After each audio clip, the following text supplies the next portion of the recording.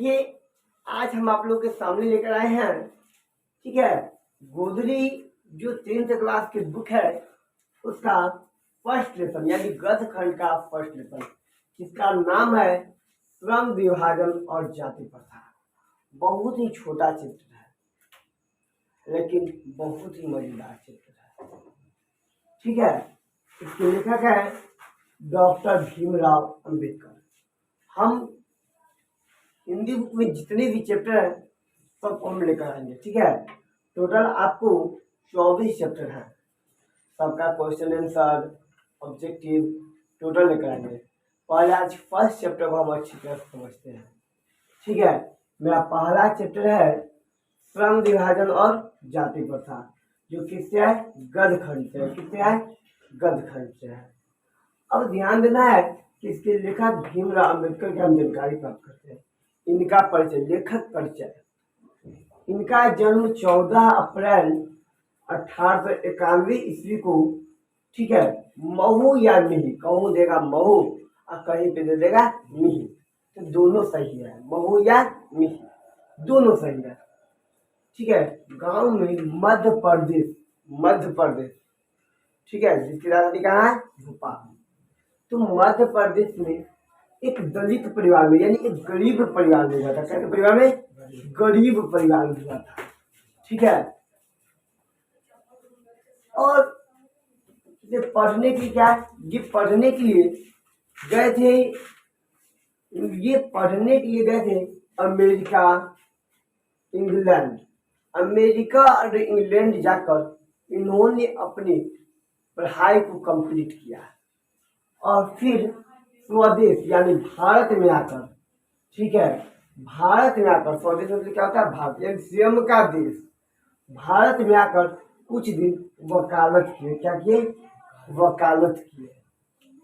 जीवन के प्रमुख व्यक्ति जिनसे इनको कुछ सीख मिली, जिनकी ये मतलब अनुग्रह करके और आगे बढ़े, वो व्यक्ति कौन थे? कबीर दास, भगवान बुद्ध और ज्योतिबा फुले। ये इनके 3 प्रमुख व्यक्ति थे जिनसे सीखकर इन्होंने इतना आगे तक पहुंचा। इनके अन्य नाम थे बाबा साहेब, संविधान निर्माता या संविधान के जनक। इनको बोला जाता है, हम लोग बोलते हैं बाबा साहब, ठीक है, या संविधान के निर्माता। इन्होंने संविधान लिखा था आज़ादी के बाद, तो हम लोग इनका संविधान की जनक यानी संविधान बनाने वाले, संविधान को उत्पन्न करने वाले कौन थे? डॉक्टर भीमराव अंबेडकर। प्रमुख रचनाएं क्या है? देखिए, ये आपको बहुत ही इंपॉर्टेंट पहलू है। ये इतना सी 1 नंबर का क्वेश्चन बनता है एकदम निश्चित, ध्यान रखना। प्रमुख रचनाएं हैं the caste in India, the caste in India, their mechanism, Buddha and his, annihilation of caste, ठीक है, ये सब। लेकिन ये बहुत अलग चीज है। एनिहिलेशन ऑफ कास्ट ये लिखे थे कौन?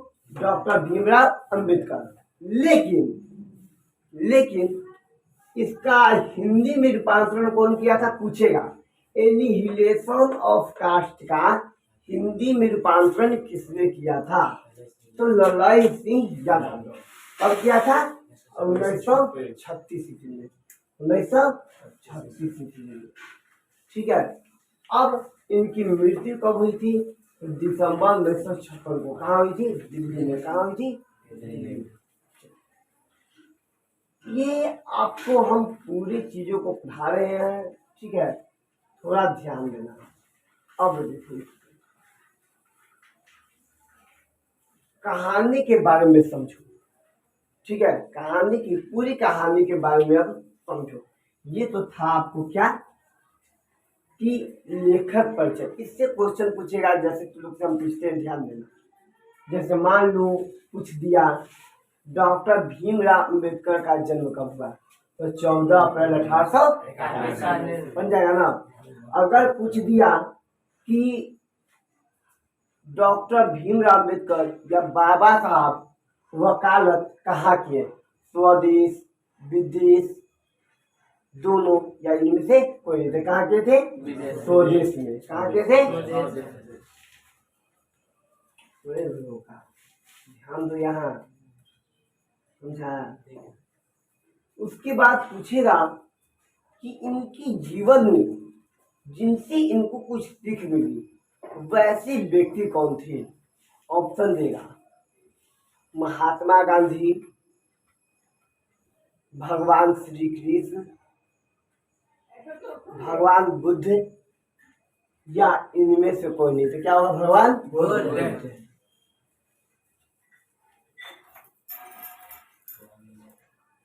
उसके बाद आपसे पूछेगा बुद्धा एंड हिज्म के लेखक कौन है।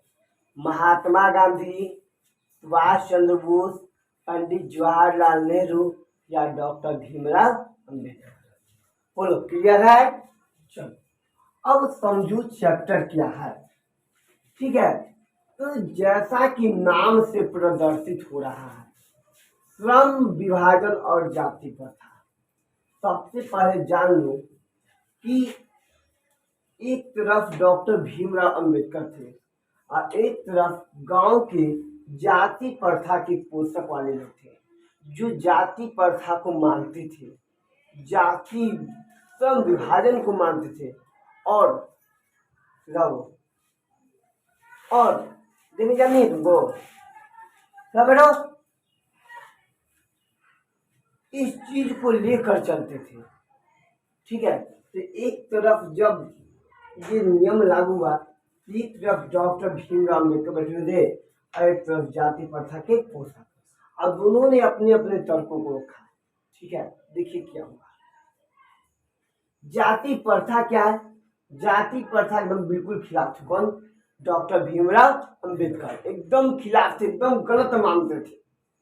ये एकदम बिल्कुल गलत है, ऐसा कभी नहीं होना चाहिए। जाति प्रथा और श्रम विभाजन कभी नहीं होना चाहिए, ये बिल्कुल गलत है। अब देखिए क्या है, इस चीज को समझिए। देखिए, जाति प्रथा क्या है कि जाति के आधार पर भेदभाव। जाति प्रथा का मतलब था जाति के आधार पर भेदभाव। जैसे हम लोग देखते हैं, मान लो अगर कोई ब्राह्मण बैठा हुआ है, ठीक है, और उसके बगल में अगर कोई डोम का बच्चा गया तो उसको अलग कर दिया जाता है, हटा दिया जाता है ना? ऐसा होता है। या फिर मान लो कोई उच्च ओहदे के वो गरीब इंसान बैठा हुआ है, ठीक है, जो जाति से थोड़ा डल है, वो बैठा हुआ है कुर्सी पे, और कोई अच्छी जाति के लोग आए, जैसे आपको कोई अच्छा जाति हो गया, जैसे मान लो राजपूत या आया, तो गरीब इंसान को उठा दिया जाता है, इनको उठा जाता है। ये सबसे क्या है? गलत है, एक हीन भावना पैदा कर देता है लोगों में। ठीक है, ये बिल्कुल गलत है। ये डॉक्टर भीमराव अम्बेडकर कहते हैं कि ये नहीं होना चाहिए। ठीक है, लेकिन कहीं कहीं ये प्रॉब्लम होता है, ठीक है, कि थोड़ा सा आगे आपको देखने को मिलेगा। देखिए हम क्या बताते हैं, समझिएगा। खैर, ये तो जाति प्रथा क्या, चलो मान लेते हैं, लेकिन इसके बाद लोगों ने क्या किया? श्रम का विभाजन कर दिया, जाति के आधार पर एकदम बांट दिया कि अगर तुम, ठीक है, अगर तुम मोची का बेटा है तो तुम जूता चप्पल ही सिएगा, यानी मोची ही बनेगा, दूसरा कोई काम नहीं कर सकता। अगर तुम ठाकुर है, ठीक है, तो तुम बाल ही काटेगा, तुम और कोई दूसरा काम नहीं करेगा, एकदम फिक्स कर दिया। अगर तुम किसान है तो तुम खेती बाड़ी ही करेगा, दूसरा कोई काम नहीं करेगा। गर्भ में ही फिक्स हो जाता है कि एक किसान का बच्चा है तो भविष्य में क्या बनेगा? किसान। खैर, अब तो धीरे धीरे इस चीज में कमी आ रही है, लेकिन पहले एकदम फिक्स था, पहले यही था। अब मान लो कि कोई इंसान, देखो समझने वाली बात है, मान लो कोई इंसान, ठीक है, जाति से डोम है, तो उसको फिक्स है कि वो नाली ही साफ करेगा, है ना? नाली ही साफ करेगा। अब इसमें किसी बच्चा में अगर टैलेंटेड आ जाता, क्या ये सही बात है? ये सही है? वो भी कुछ कर सकता है कि नहीं कर सकता है, लेकिन क्या है, जाति में बंधा हुआ है, यही काम करेगा, दूसरा कोई काम नहीं करेगा। तो क्या था, ये सबसे बड़ी कमी थी। ठीक है, ये सबसे बड़ी क्या थी, कमी थी। इसी चीज को डॉक्टर भीमराव अम्बेडकर ने इस चैप्टर में समझाने की कोशिश किया है। ठीक है, अब कहाँ तक ये सही है थोड़ा समझना। ये तो ठीक है, चलिए, तो डॉक्टर भीमराव अम्बेडकर का है कि बताइए ये कहाँ तक सही है। तो लोग बोले कि देखिए, मान लीजिए अगर ऐसा नहीं होगा तो कोई चाहेगा कि हम नाली साफ करें, कोई चाहेगा, इसीलिए श्रम का विभाजन किया गया ताकि ढंग से और जीवन को सही ढंग से चला सके, है ना। अगर मान लो कि किसी पंडित के बेटा को कह दिया जाए कि तुम बाल काटो, काटेगा? नहीं काटेगा। अगर किसी होमियार को बेटा को कह दिया जाए तुम नाली साफ करो गांव में, करेगा? नहीं करेगा। ये सब क्या था, इसीलिए जाति प्रथा के जो पोषक लोग थे उन्होंने क्या किया, श्रम का विभाजन कर दिया, बांट दिया कि फलना इंसान फलना काम करेगा। लेकिन इस चीज को डॉक्टर भीमराव अम्बेडकर क्या कहे, ये बिल्कुल गलत है और गलत होना भी चाहिए। ठीक है, अब देखिए, मान लीजिए कि हम सपोज किसी गरीब इंसान से पहलू करते हैं, गरीब जाति से नीच जाति से पहलू करते हैं, सपोज मान लीजिए ऐसा। ठीक है, तो क्या हम उस चीज से जब हम बिलोंग करते हैं तो हमको अगर कोई कह दे कि रोड पे सब्जी बेचो, क्या संभव है? नहीं। फिर काम क्या बन जाएगा, चालू काम बन जाएगा। क्या बन जाएगा, चालू भाव से करेंगे हमको। ठीक है, हमको क्या होगा, काम करने में मन नहीं लगेगा नंबर से भैया। चलो ठीक है, तो क्या काम चालू बन जाएगा? नहीं, हमको इच्छा नहीं करेगा, हमको जबरदस्ती कोई काम कराएगा। तो हम जिस चीज में हमको इच्छा नहीं है वो काम हम करेंगे तो हम कभी आगे बढ़ेंगे? नहीं बढ़ेंगे।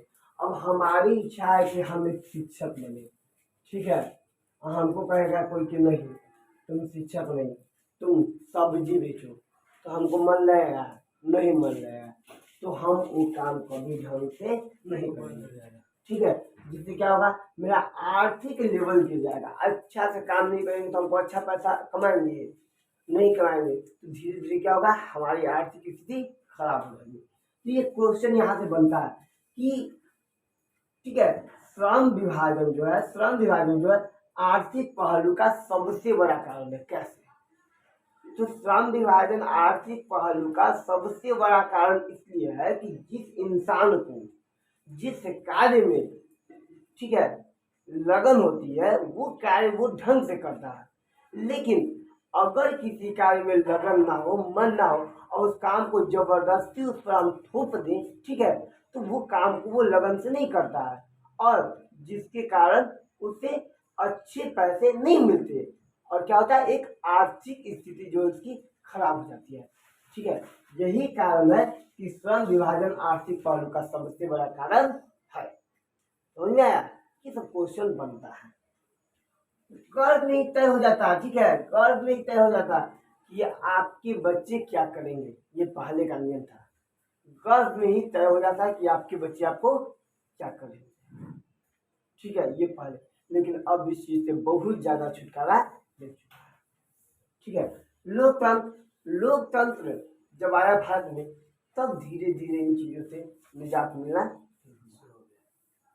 ठीक है, डॉक्टर भीमराव अम्बेडकर अपनी बातों को रखे और आज हम लोग सब जाति के लोग अच्छे अच्छे पोस्ट पे पहुंच चुके हैं, अच्छे अच्छे कार्य कर रहे हैं।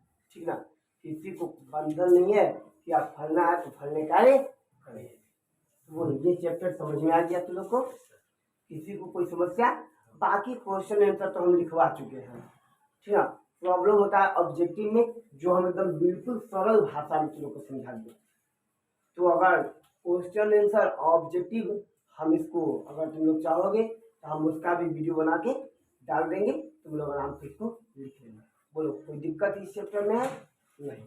चलो हम हम अगले दिन सेकेंड चैप्टर बताएंगे, क्वेश्चन आंसर और इसका जो है हम बताएंगे, फिर डाल देंगे।